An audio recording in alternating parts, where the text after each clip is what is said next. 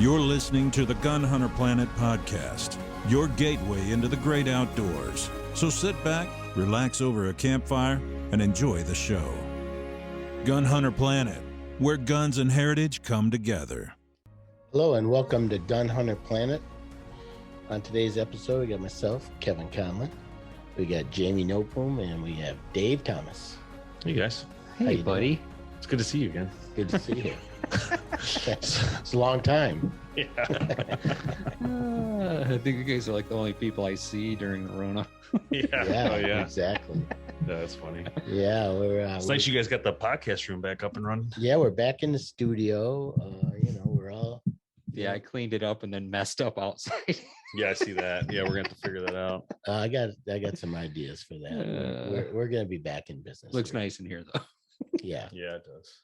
Yes, it does. So you guys got to get this bow out here and add a gun of some sort. Oh, Nice. Do they sell like fake guns? You guys should get like a stuffed gun, like a gun is the barrel's like sealed, and you could put like guns on the wall. That'd be kind of cool. Let's see if we can get some donations of those. Yeah, maybe you just Old take guns. the trigger mechanisms out. It'd be cool though to have like some old-fashioned Henrys up there or something cool. Yeah, but we talked about how most of the people I know who bow hunt also gun hunt, and a lot of people gun hunt also bow hunt.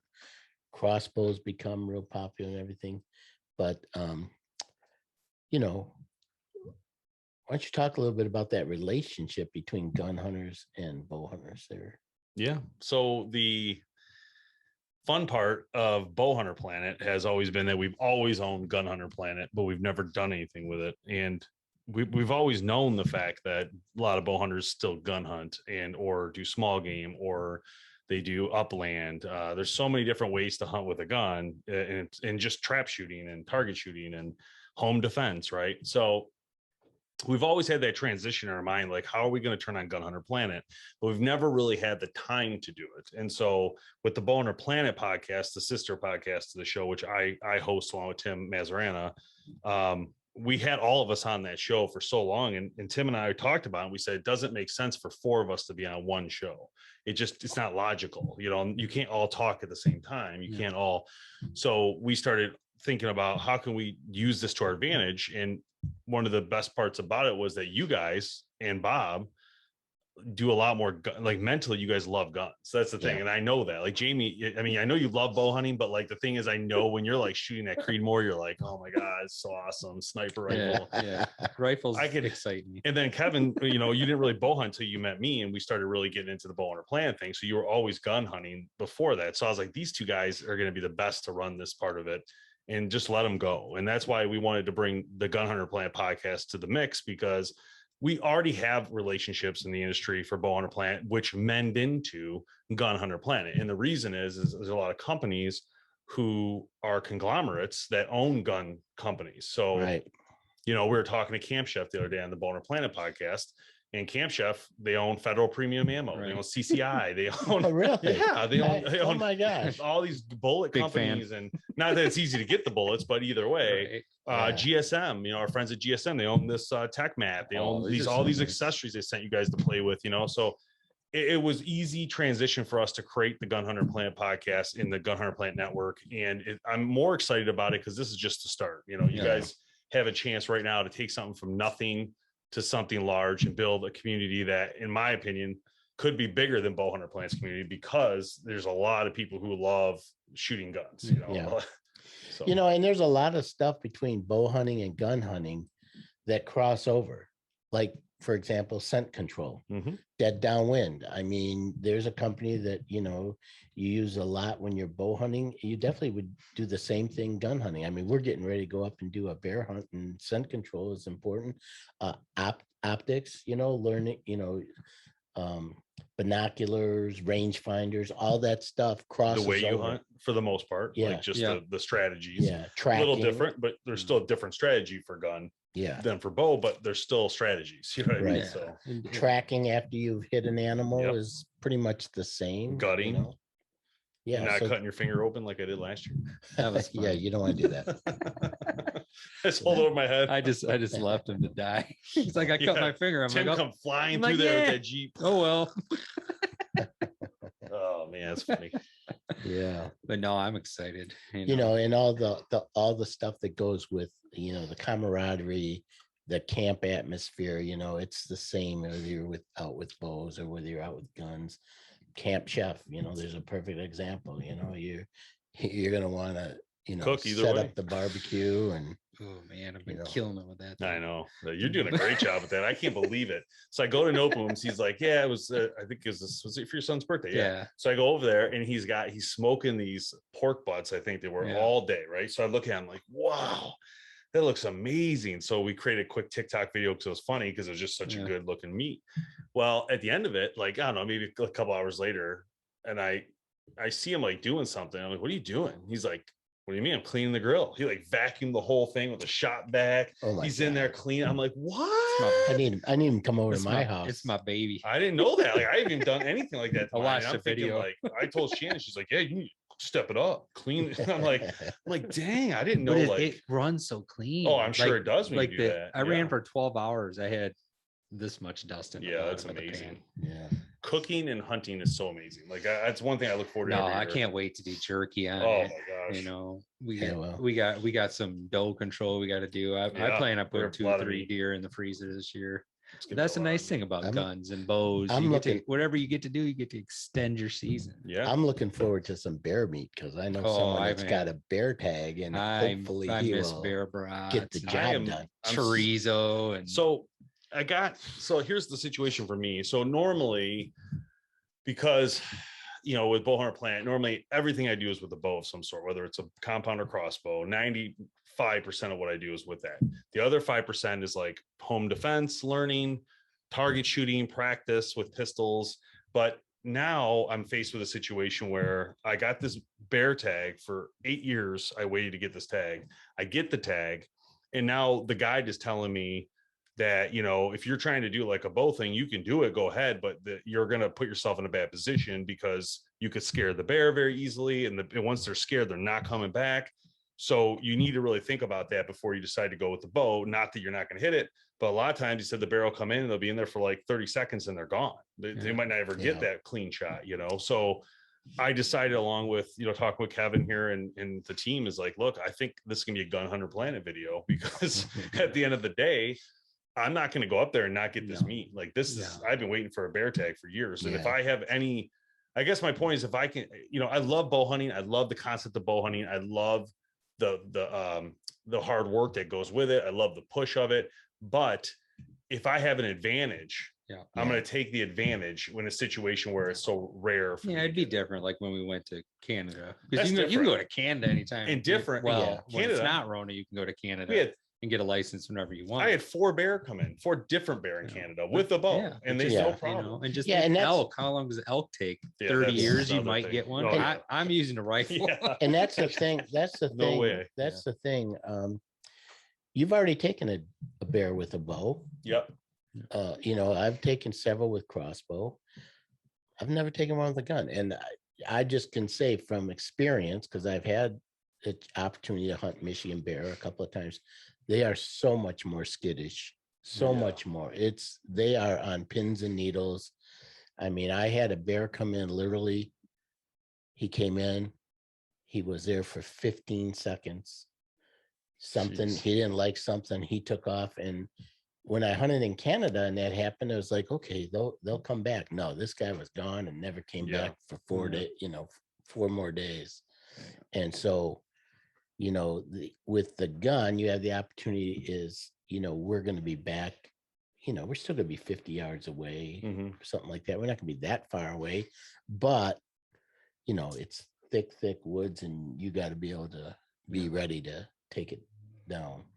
So the question is, and it's still I still haven't really cleanly decided, but 350 Legend or 450 Bushmaster. So those are 2 questions. Now, Kevin said he's going to try to go early. So I'm thinking maybe you take those guns and you put a round through the 450 to see if it's accurate. Because if it isn't, you can play with it. You have some time. But if it is, then that's an option. I thought we cited that in. We did. That's why I think it still could be in. But you know how it is with traveling and moving, and that'd be my only fear. Where I know the 350, we just did it. I feel very comfortable. It's dead on, But probably should shoot them both anyway, actually. Yeah. No, that's it. I'm taking the kids.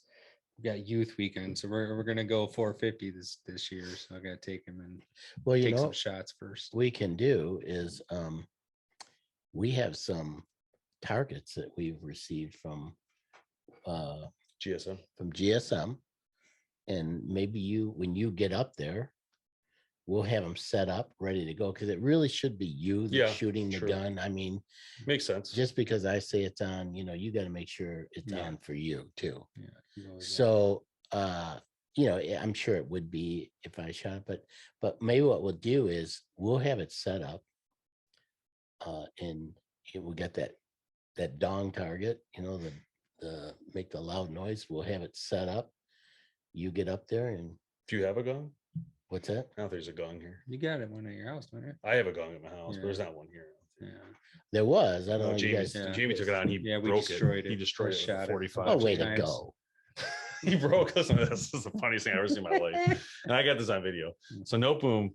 Okay, first off, I didn't realize No Boom was literally the worst pistol shoot I ever met in my life. Like horrible pistol trash, by the way. A SIG is not trash, but so I get up there. I'm like, here, I give him the 45. She shoots 45 round, 15 yards away at the gong, 45. Maybe hit it once, maybe like 9-round clip or magazine. Thank you. Yeah, we say magazine on GunHunterPlanet.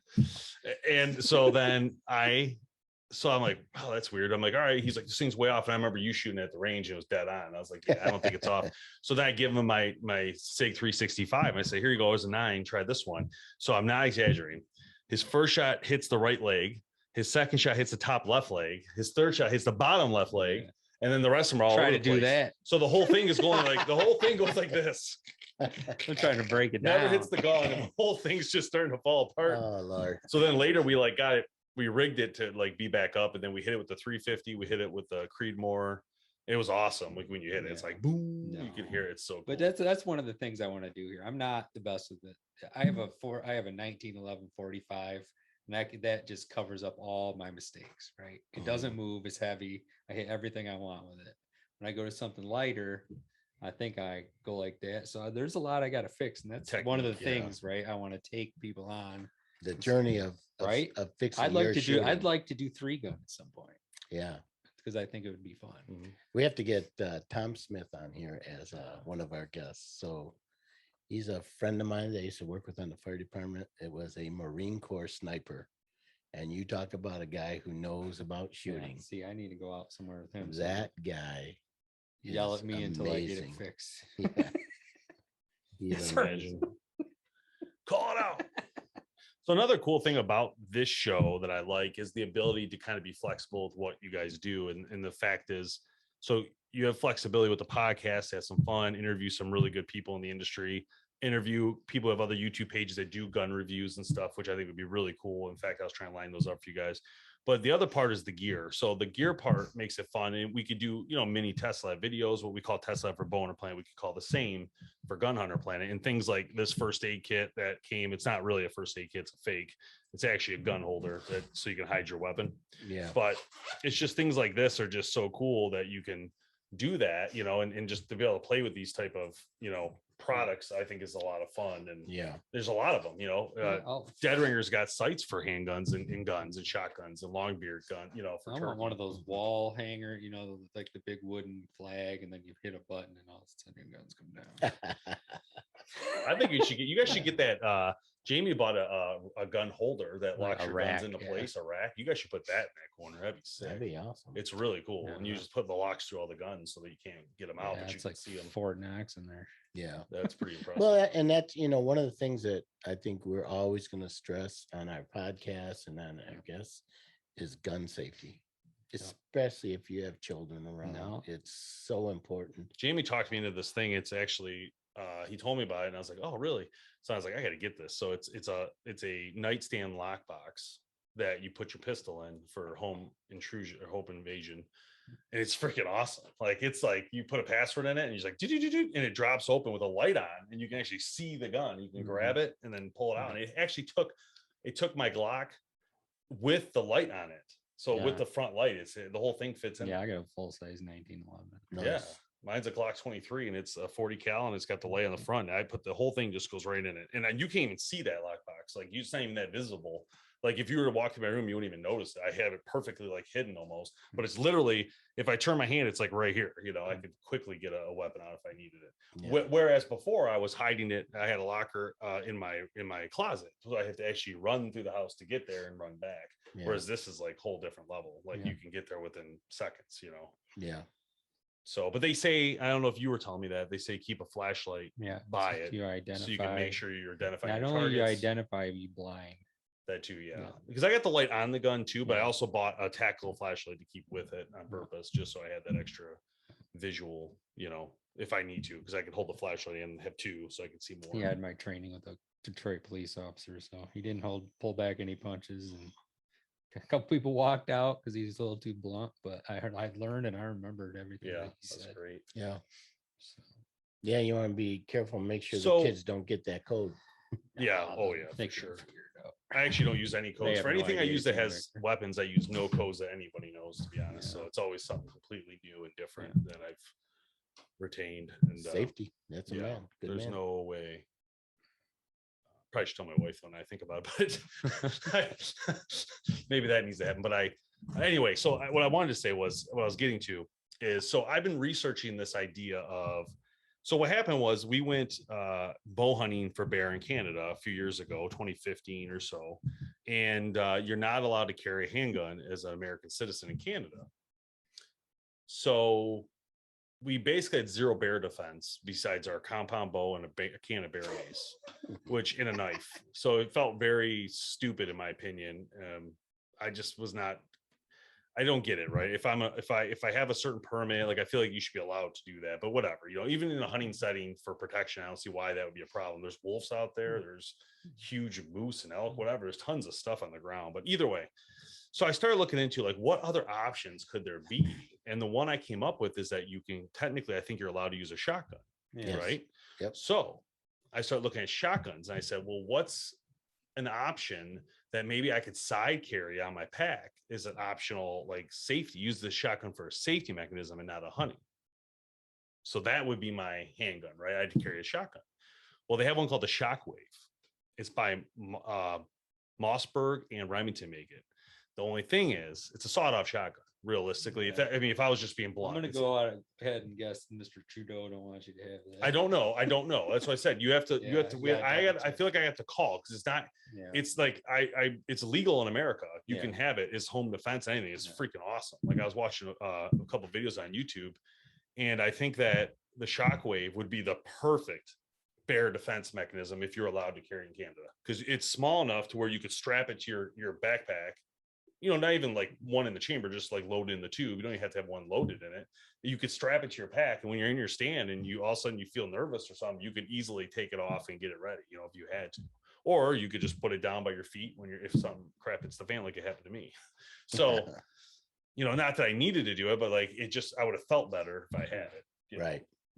So I don't know, like those, and then even if it's not legal, can I still carry a shotgun in the woods and a bow? That would be my second question, right? So if that's the case, I'll just buy a Mossberg tactical shotgun. The answer to that is yes. So I think that in that case, at least that would be the simple. I know when we hunted, you know, the last time we were in Canada, we had a group of 16 of us. And one of the guys did carry a shotgun out with him. Which doesn't mean it's legal. Yeah, you got to double check. But he looked, he said. That was then too, though. He said he looked into it. He said he looked into it and it was legal to do. Now he did end up taking a bear with a bow, but he had the shotgun with him. Yeah, see, I would do that next time for sure. Regardless I would just find the most legal small shotgun I could use, and I would strap that to my pack, even though it'd be not as comfortable as that little one I'm talking about. But that SHOCKWAVE is sick. Like if they sold a lockbox for the SHOCKWAVE that was for your bed, I would rather have that because it is like legit. Yeah, I mean, oh, and speaking of which. So I started researching this, and I don't know how I got into this topic, but I got onto how the rounds project through your home. Okay, so if I fire my gun, if I fire my weapon in my home, how many layers of drywall and cement it will go through, how far it will travel outside the kill zone area. That's probably why you want home defense rounds, because they bloom. No, they didn't bloom. And that's what this is the testing that this guy did. It was amazing. So he took a jacket He put a jacket over a ballistics gel, and behind it, you put drywall, 2x4 drywall, space, 2x4 drywall. He shot 45 ACP, and it went through, didn't go through the second wall without the jacket. Okay. So just shooting through the ballistics, hits the first wall, doesn't get to the second wall. Is that how you did it? I think that's how you did it. Yeah. And then he did, so it's 2 blocks of gel. Let's reverse this. Sorry. 2 blocks of gel. So it's a gel, a jacket, a gel, 2x4 space, 2x4 with two things of drywall. So it's to signify a wall, and then another ballistics behind it. So if it goes through, he could see what happens. Second shot he puts the jacket on, hits the jacket, goes through the first ballistic, through the first wall, through the second wall, into the ballistics gel like that far. He's like, man, he goes, I bet you any money that the fabric went inside the middle of that where it's supposed to split open and plugged it. And sure enough, it did. So he took the bullet out, the fabric from the jacket stuffed that hole where it couldn't expand and bloom. So he did it with a 9mm. 9mm was worse. It went further. No, because remember we had that guy on that was the guy at Brown Bear, because we're like, what kind of gun do you use for protection? He goes, 9mm. He goes, because the fat of that bear stops those bigger calibers. The 9mm penetrates. That's more. A good point. I mean, you make a good point when you say that. I see your point. Because I was like, you're full of it. And he's like, and then I'm like, never mind. You slept inside a bear in the middle of the winter. Yeah. I believe you. Yeah. So, and I think he did, what other calibers did he do? So it turned out the 45 was better for home defense in the sense I didn't go as far after the impact, but clean misses. And that's usually what you're going to get if you don't hit the vital. And if you don't hit this portion of the body, at least you're going to have a clean miss, which means it's most likely going to travel out of your home. That's if you go nice to a neighbor's home, see, that's why they're saying I got plaster walls and brick, so it's not going to leave my point. But my point is, he didn't show a 380. Like I would like to see what a 380 does, because that probably won't go as far. It's a smaller bullet, smaller power. My concern is nothing to do with outside the house. I don't think it would travel far enough after all hitting all that. But my concern is going through walls in my home where my kids are behind the subject. Sure. That's one of the reasons I got rid of the judge, because being that spread like a shotgun, I didn't like that idea. I was like, I don't want that much spread. I could hit somebody on accident. And I also have to think of, like, for me, so if I was to wake up and there's an intruder in my doorway, I can't actually shoot at my doorway. The angle doesn't work because my son's on the opposite angle. I was thinking about this. So he'd have to be in my room, or I'd have to charge him and shoot towards the window, which there's nothing behind him. Then it would just be a miss into the yard or into the neighbors, skip into the neighbor's house. Yeah. So these are all things you got to a little bit think through on your trajectory angles with guns. That's what makes you nervous. You're like, man, you don't want to discharge a gun in the house. No way. I mean, on accident or anything, you got to be super careful. I don't actually even when I handle any weapon in my house, I never put one in the chamber ever. Like I don't ever, not even for testing or anything. No. And I was like, it would be insane. Like if this went off in the house, like insane. Like people, they taught us that you can you can dry fire the gun. That's what they taught us in our CPL class. Like you can go home and practice your trigger and how where it clicks back and all that.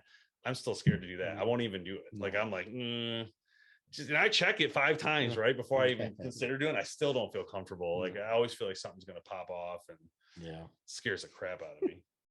So anyway, but we'll see. I think that, that kind of stuff is what I'm hoping you guys start to do later as you do this, like just testing like that. I would like to see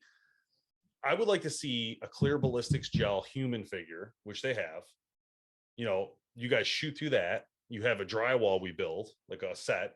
And then behind that, you have drywalls, like multiple layers. You just do like a distance, and do maybe 4 layers. No one's done that online, right? And you shoot, you hit this gel, right? And you see what happens to the bullet. And then you shoot and miss it on purpose to see what happens if you miss, right? Yeah. And then try the different calibers. Go from a 380 or 22, 380, 9mm, 40, 45, 44, 357, whatever. It would just be interesting. And an AR. Like, what would an AR do? Right? Because people use those for home defense. And did you guys see, this thing is so cool. These guys are using SMGs with 9mm as home defense. It is sick though. Like watch them being shot. They're so cheap to shoot compared to like some other rounds. It was one of the coolest things I've seen, man, online. I was like, what? He's like, it was so cool. It doesn't even jump. It's like, yeah. Yeah, I don't know if that's gonna fit my safe.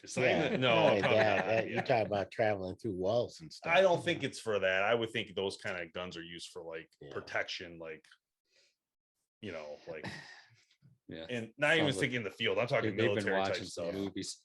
I mean, the biggest thing, let's face it, the biggest thing for home defense is having an alarm system so that you could be up and ready. You're right. You have to have some sort of way to be, or a good dog.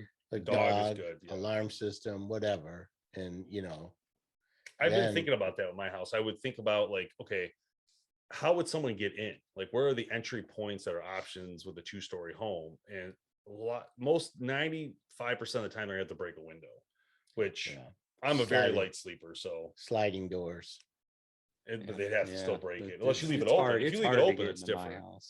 Yeah, that's what I was getting at. So if there's a break of a window, I'm money. Like I'm a light sleeper. I hear everything. No. I mean, I wake up as soon as I hear anything. See, my house, I have glass break system on my alarm. And it just goes off on its own too sometimes. Yeah, not very often.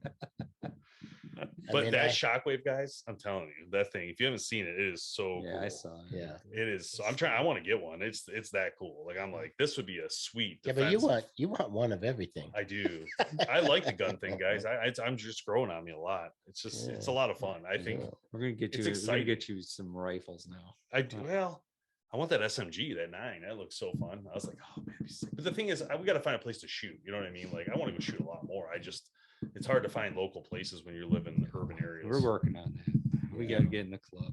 Once we could get like a place to shoot all the time, I think it changes the aspect. Because like, I would love to buy 1,000 rounds of 9mm and then go shoot like once a week, you know. And just I find that to be extremely fun, especially if I can start sighting in things like I have a red dot, which I haven't sighted on one of my 9mm, which I would love to get that one set up just for red dots, just for like target almost shooting, you know. And I know it's not target gun, but I just want to be good with the red dot. It'd be so fun, just like pull up quick. The problem is, you know, like a couple of years ago, you could have taken a nice cheap motorhome trip and got gas for $1 something a gallon, and nowadays you're looking at some of these rounds. It's $1 a round. They came back down again. They're coming back down, but 9mm is starting to get overdone because I was at Dunham's the other day and they had so much 9. I was like, dude, you guys got like 5,000 rounds of 9. Find it all the way down the thing. I'm like, they were up to $1, back down to 50, but still. I found the 380 for 50 cents a round, which was really good. I don't know if you should be gouging. Pretty soon you're going to be able to buy ammo from Afghanistan because they got a lot. Yeah, they do. Yeah, maybe we can get that back for cheaper. Yeah, they'll sell it. They're going to be a wholesaler. I wonder what kind of rounds they use for the army, for the military like that, for the handgun. I mean, I wonder if it's 40 cal or 9mm. I can't remember. I know they moved to SIG because it's probably 9 because the Beretta was 9. Oh, I wonder if I wonder what they do with like think of World War II and all the rounds they had from that right afterwards when they said, all right, we're done. They were still producing millions of rounds. People were still buying all that Russian ammo, which just got canceled. They can't buy no more Russian ammo. What Russian ammo? AK. You never seen the big? I have some, but what is it called? Big old can, like the AK ammo. Oh, I have one called Wolf or something that said made in Russia. I just noticed that the other day. Yeah, Wolf's. Is that right? Casing. Yeah, steel case. Is that Russia? I could have sworn it's something made in Russia. But why do they use steel case? Is that cheaper? That's cheaper. Oh. But you know, all the ammo that would come from Russia and those big cans and people would buy for their rifles, they got blocked. Can't buy it anymore. Why'd they do that? I mean, do you know why? Yeah, they asked Joe just Biden. To raise the price. I mean, no, they probably don't want you to have that ammo anymore. They're probably just looking for different ways to. I'm just curious if you think that maybe they wanted to raise. They don't want it lowering the price of the American made. They want or something. Less ammo in America. That's what I would think. Happens. But that's one thing the show's not for is politics. So yeah, don't want to go that route. Let's not get political because we won't go there. But what we can do is talk about. We already know where we stand. We created it. How many guns we have, and one of the biggest things about the handguns I've noticed in the market is the Glock. Right, and the Glocks are so popular. It blows my mind. they're so boring looking, but yet everybody, I want a Glock too. Don't get me wrong. I'm not bashing Glock by any means. I'm just saying it's crazy how boring they look, but yet how amazing they don't fail. Yeah. I mean, I got a Glock because when I got my gun, that's what the police officers were carrying in the city that I worked for, in several cities around here. And I thought, it's good enough for them. Yeah. You know, it's probably good enough for me. Yeah. And that's why they carried them, because they didn't fail. You know, and definitely. Sorry. I was just thinking about that comment. He's like, because they don't fail, but then Kevin bought this Taurus for me. It didn't even fire. Yeah. He saw me coming with that one. Jeez. Like, don't fail. The first shot with that one I fired, and then nothing happened. I watched him through the window. Take you to court. I watched him through the window go like this, and he's like, yeah. Probably all the mods you did to it. It probably is. It's something something must have fell out and I dropped it, because like the firing pin. No, it's something that turns the revolver. Oh, okay. There's something there that is missing that turns that, because it wasn't turning. We didn't know at the time. We're like, what's happening? And then Kevin had to leave. He left the shooting range to go talk to the guys back there and say, hey, can you look at this for me? It's not firing. And he goes, oh, it's not spinning. Yeah. So I told him I paid for it. I said, take it in. I'll pay for the repair. Yeah. Can't be that much. It's probably just sitting in your carpet somewhere. It is. I guarantee it. It's guaranteed it's something I drop when I change the color. Because I took it apart, you know, and so I obviously messed up something. It's the last time I do that. Not taking apart nothing. Yeah, you got to be careful. That's why you need one of these mats. You can you're right. Pieces actually, go back. Tech mat. Tech mat is sick. This is like literally the coolest thing. I actually was trying to change out my so I have a Glock 48, and the Glock 48 is a 9mm that is a narrow body Glock. So like this is the original Glock here, it looks like, but that's so you have the thicker body. So mine is the thinner one, which I love, and it mimics the Glock 42, and then there's the Glock 43, Glock 43X, and then the 48, and they're all the same thinness, the slim line, and they're all single stack, right? But so this company, and I don't remember the name of it, it's like, I don't know, I'd have to think about it, but they made a magazine for it that actually has this magazine, and it has 15 rounds. Because what Glock did is that, from my understanding, this is just all hearsay, but from what I learned about on YouTube, is they said that Glock could have made the gun 15 rounds, but they did not want to compete versus their Glock 19, which is their best-selling Glock of all time. So they didn't want to compete versus that. So they did purposely, they stuffed the one side, so only a single stack instead of double, but it could have been a double. So this company said, well, it's just so many companies that make Glock stuff, like tons of them, and they make amazing Glock parts. So this company decided just to fix it and create one that's got double stack. So now I bought one of those magazines. It was like $40, but it's worth it, because like we were just talking about, for home defense or for bear hunting, I can now have 15 rounds in that gun, and it's an amazing gun, you know. So it just needs some better sights. The sights that came on this gun are just not, I mean, they're okay, but they're not like night sights. They're not, you know, like Trijicon type stuff or Burris, or, you know, they're like, they're just cheap, you know. I want something that you can see. Like my Glock 23, the 40 cal, has night sights, Trijicon night sights, and it's amazing. Like you pick it up at night, you can see, you know, no problem. Yeah. So I just feel like for any sort of defense type stuff, you definitely want those night sights, even if you're walking through the woods. Because like, what happens if a bobcat runs up on you in the middle of the night when you're walking out, or, you know, you never know what's going to happen, or a weirdo, some guy comes out of the bush, give me your money, you know. It happens in my place all the time. Yeah, well, but every time I try to fight a trespasser, I shoot something about an hour later, so it's always a good sign. Oh, you mean a deer? Yeah. I thought you mean you got in a gunfight. Like, no, remember that guy with the turkey I chased out of there? This is who's back there making love to his girlfriend. This is public property. I know who's blind. Like, no, it's not. It's my property. Get your ass out here. And I was so mad. I'm like, I'm not going to see nothing. 45 minutes later, I had turkey on the ground. Yeah, turkeys are so stupid. Don't you remember? Was it last year, the year before, where Ron caught those two girls smoking weed in his trail cam? Yeah, on his land. They're back here smoking pot. He caught it on trail cam. Yeah, Captain Scent Control. Oh my god, that's what I'm saying. Like people just walking through. Oh my gosh. Oh wow. Well. All right. Well, you know, that was this fun, has been fun. It's good luck with the show. Yeah, thanks. And